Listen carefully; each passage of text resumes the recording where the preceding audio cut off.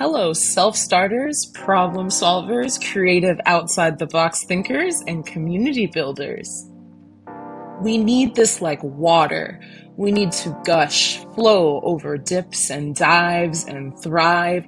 We need patience, unconditional love, that authentic when you're down, we're still around type vibes. And you know that self-love should gush and flow over dips and dives. Thank you, young birds. I apologize. The older bird is here to help you realize your time to blossom, rise, revise, and then climb as high as the sky. Don't be shy. No time to compromise. Your anxious thoughts are just lies. With that poem, I'd like to introduce you to this podcast, specially made for Positive Impact Ventures, helping you find your way through the external funding journey as a new entrepreneur or new nonprofit board member. Bird's Eye Impact, where positive ideas take flight. I am Dr. LaToya Hinton. I'm proudly neurodivergent and happy to spread positivity, optimism, and nourishment to advocates for positive change. I want to bring hope and encouragement to folks who are just starting out with their own business or just starting their journey in nonprofit management. I'm a grant writer, researcher, instructional designer, and data analyst. I'm the perfect matchmaker for strategic partnerships that sustain growth and resilience in trying times. Neuro Affirming Financial Planning, a Coach's Perspective, Part 1. And go, right, as soon as I find one of the things that does that, then I will leave it. Or if I can't decide, then I will ask someone I trust, or if you are someone who uses AI, like someone who uses AI to scan it, to weigh the pros and cons for you, because they're helping you then come to the point where you struggle, which is knowing when to stop. Another example, if you're somebody who's listening to this being like, I am so not a nerd, why are we talking about this? This does not relate. Gamification is another one. So if you are somebody who loves the rush of like scrolling on, I don't know, Americans don't have it as much, but we've got Depop and Vinted, which are secondhand, like Poshmark kind of. So okay. I would scroll on those things for hours trying to find exactly the perfect thing.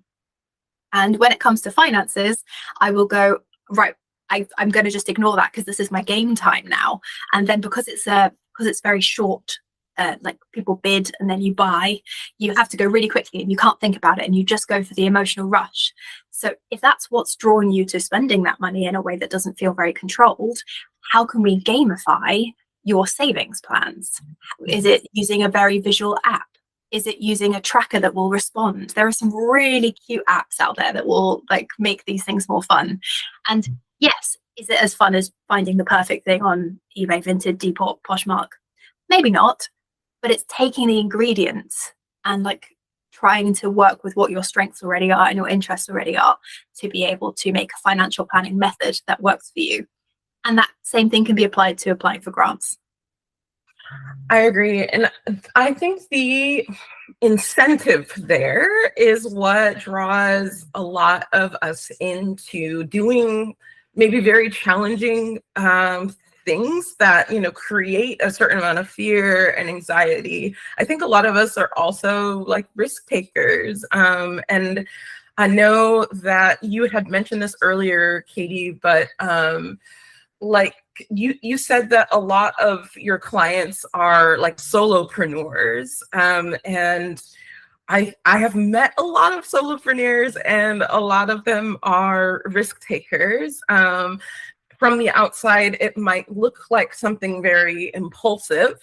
I know of a lot of folks with ADHD who will say, I just kind of want to stick with like my corporate job, or I want to stick with something that I know that I'm good at and I've built, relationships here, and I kind of just want to hold on to the financial stability of this space. But then those individuals sometimes struggle with kind of conforming to the neurotypical expectations in those places.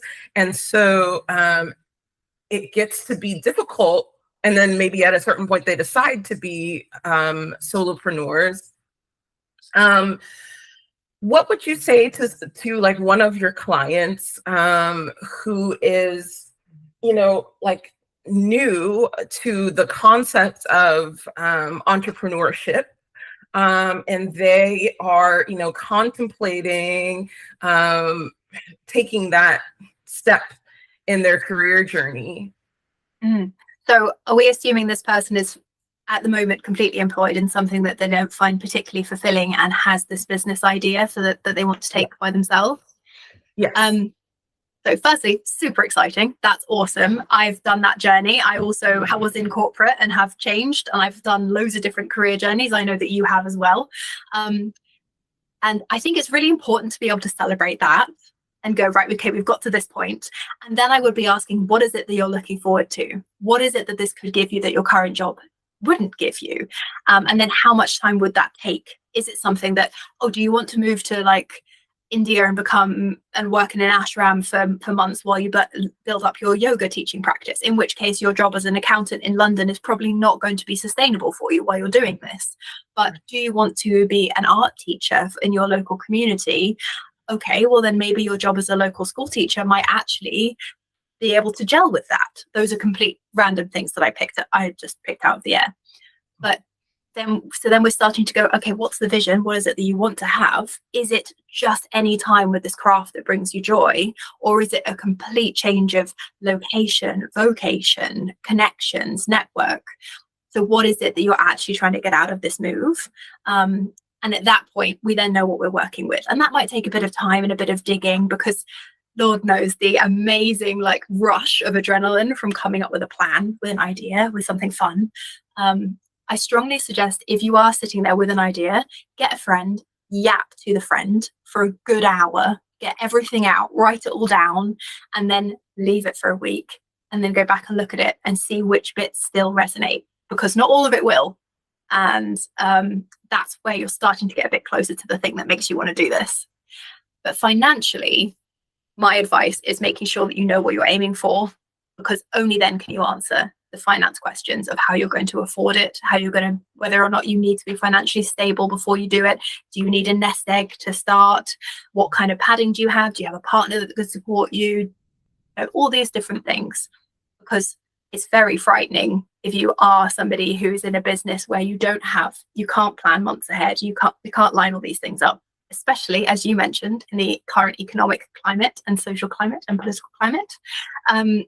Those things are very difficult to navigate for anyone, and could be worse if you are neurodivergent.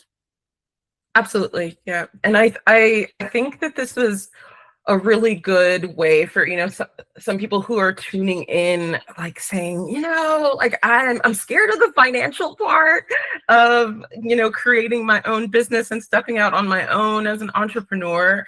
And I think that there are some really, really valid concerns there. Specifically, if you are not really sure who your target audience is going to be, if you're not quite sure, how to build a community that is going to sustain your idea. So, it doesn't necessarily have to be just that, that the service that you're going to be offering is, going to be received well. I think that is kind of like number one, something to think about. But then this partnerships piece of like, who is going to be able to supply you with the knowledge that you need to make your next steps. Because I think that sometimes that is tricky. Like, we all kind of love accountability buddies. And I think you're pointing out something really amazing with like this think tank kind of environment where you're, talking about your ideas and you're documenting everything to start with. And then, those ideas could turn into a business plan, right? But I think there is that sense of having someone be able to review what your ideas are and then like pick out, what some of the pitfalls might be. I think like that is something really critical, because you're not really able to see all angles when you are in the ideation phase. So having someone kind of be able to, look over your ideas and point out, some pitfalls might be really good in the beginning. Those same people might be able to follow you on your journey. So as you go into the next steps and build out that ideation into a business plan, for instance, those individuals may be able to continue to talk to you as you're building more infrastructure around your ideas. So that's something that I actually would recommend, so you don't feel completely overwhelmed.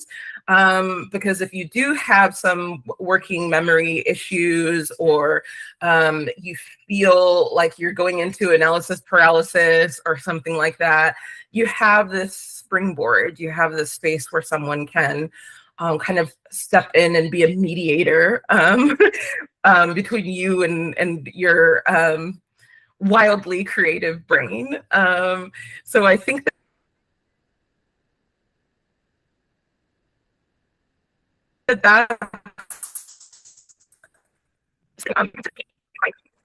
I think we just had a bit of a connection issue. Sorry. Can you repeat that last bit? We just had a bit of a connection issue and I lost you for a second there. Sorry about that. So I was just going to say, if we want to go in a little bit deeper and talk about grant writing specifically, so we did so far cover some challenges with executive function. We talked a little bit about the solopreneur journey for neurodivergent founders.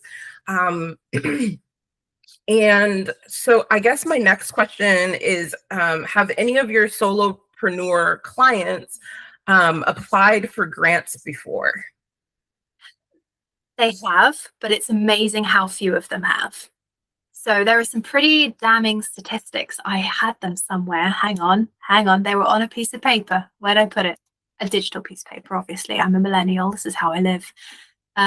So it was something like 60% of people who are neurodivergent entrepreneurs have not applied for funding in any form. And a lot of them do not even know that there is funding available for them. And I mean, I've been one of them for a long time. I've been in business for quite a while and I've had ups and downs, and I haven't applied for things that I probably could have applied for. I've only really been starting to do it properly for myself in the last year or so. And finding community was a great way for me personally to be able to find out about the opportunities, but also to believe it was possible to apply. Being able to get some tips from other people, being able to see them do it, being able to get them to help walk me through the bits that I got stuck on. So the two things that I mainly noticed is that most of them haven't, and the ones that have a community and examples and tips to be able to get them through. And they don't come from online, they come from speaking to other people. Absolutely. I think that there are, from my own experience with neurodivergent grant writing clients, but then also those that don't necessarily identify as neurodivergent, but they are visionary leaders. Sometimes the last thing that they think about is partnerships and how to amplify the reach of their particular product or service. And usually through partnerships, they're able to make the case in the grant writing process that they're able to scale and like multiply their impact with a larger audience of individuals. And I think that tends to be the point where community building is really, really critical. I think that when you have a really great idea, getting that idea in front of people and getting lots of feedback on it is really, really important. But I think when we're talking about a service or a product, like getting folks to like test it out and like really talk about what you could change is really, really important. There's a lot of data analysis and research involved in grant writing. And we had kind of mentioned this before, that this is something that is a strength for a lot of neurodivergent people. But I think that it has to be very, very intentional in the sense of like reporting your success metrics. And so I think that that's where it might be a little bit difficult when it comes to executive functioning, because you have to sort of narrow down what those success metrics are, and you have to build an argument around those specific success metrics.